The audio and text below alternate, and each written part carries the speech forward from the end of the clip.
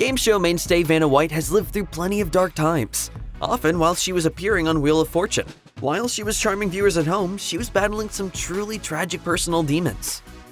Born in 1957 to Joan Marie and Mike Rossich in North Myrtle Beach, South Carolina, Vanna White's parents divorced while she was still young, with some sources suggesting she wasn't even a year old at the time of the separation.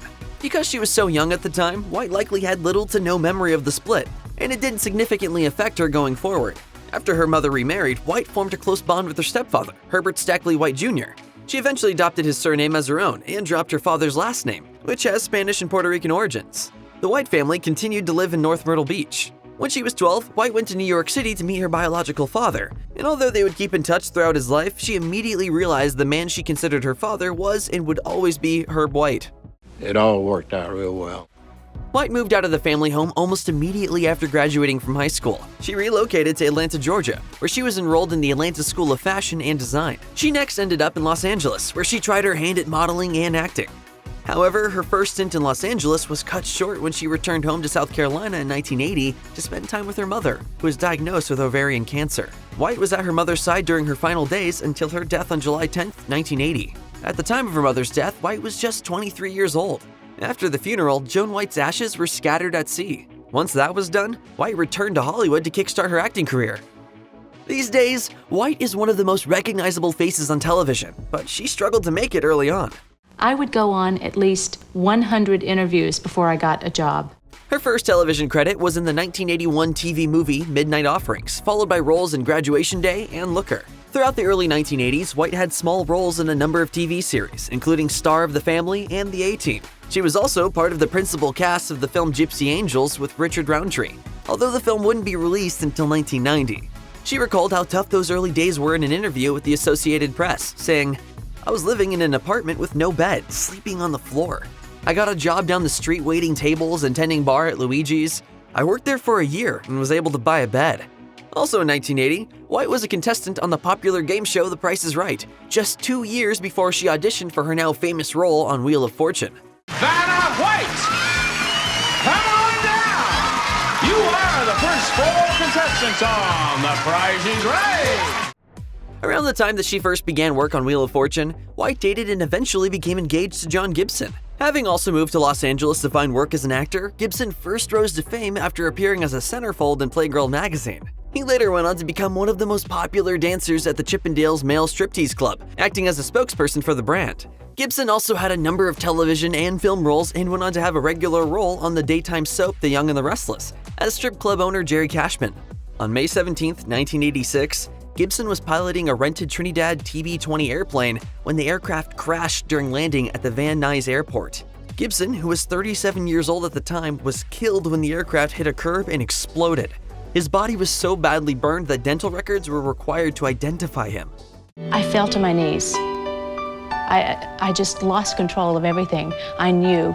Gibson's death devastated White, but she was eventually able to return to work and move on with her life thanks to the outpouring of support from fans.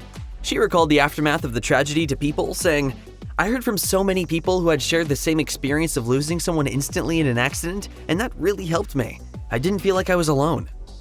In 1987, Vanna White appeared in Playboy magazine. While she wasn't fully nude, the images did show her wearing lingerie and posing suggestively. White, who was afraid she might lose her job on Wheel of Fortune over the pics, went on The Tonight Show starring Johnny Carson to apologize to the public. The Playboy photograph shocked much of the country, but things weren't quite as they initially seemed, and it was later revealed that White hadn't actually posed for Playboy at all. Explaining the situation to Fox News, White said, "When I first moved to Hollywood, I was too embarrassed to ask my dad for rent money. I was young and I wanted to do it on my own. So I did these lingerie shots, and from the moment I said I would do them, I thought, I shouldn't be doing this, but I'm not going to ask my dad for money, so I'm just going to do it."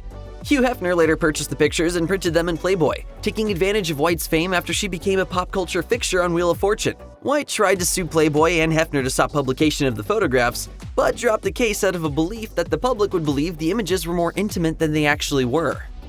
On New Year's Eve 1990, 4 years after Gibson's death, White married restaurateur and film producer George Santopietro in Aspen, Colorado. I think Vanna was at a point in her life where children were going to be in her future, and I either had to step up to the plate and share that with her or not. In 1992, White announced her pregnancy via a puzzle on Wheel of Fortune. Just a week later, however, she miscarried. She told People, "I so wanted to be pregnant and have a baby, so then when I finally got pregnant, I wanted to tell the world immediately. Obviously, I lost the baby, which was devastating after announcing it.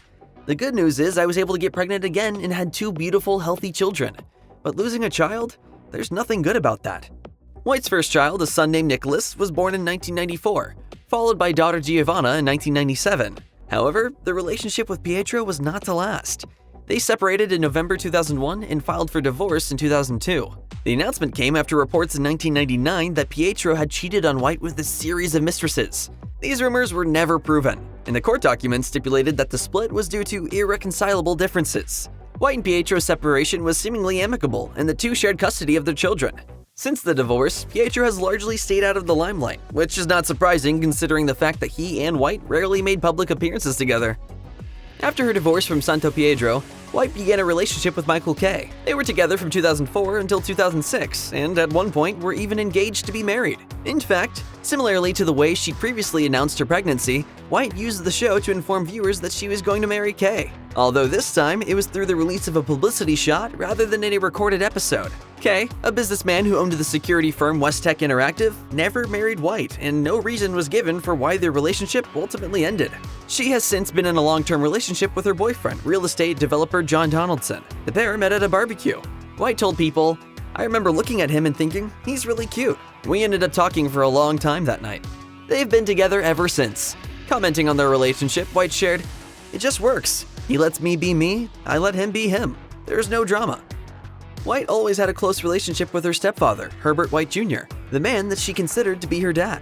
So I fell in love with her as a 2-year-old, and Joan at the same time. The pair remained close following the death of her mother decades earlier. White frequently spoke about Herbert on Wheel of Fortune, revealing how much she cared for him, that they remained in constant contact, and that she called him every morning.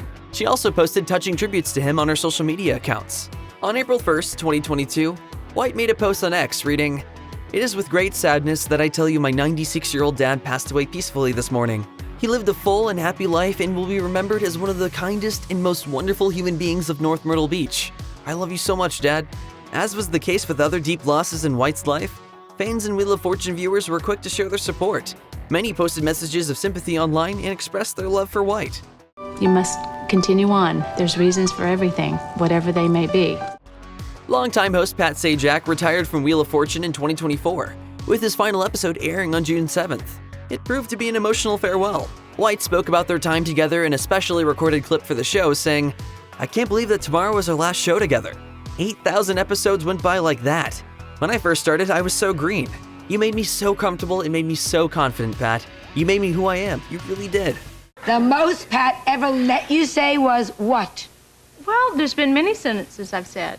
Sajak and White worked together on the series for more than 4 decades and shared a close bond. White often spoke about her love for her co-host and the time they spent together. In an interview with People, she said, "He's my TV husband. You know, we've been together. 40 years is a lot to be with somebody. We've been through a lot together."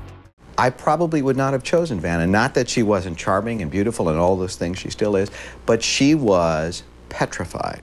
White insisted she and Sajak would continue to see each other in their personal lives, saying, "I think when series creator Merv Griffin chose both of us 40 and 41 years ago, he saw something between us, a brother-sister type relationship. He saw that we would be able to get along, I think, and we do. We are like a brother and sister team.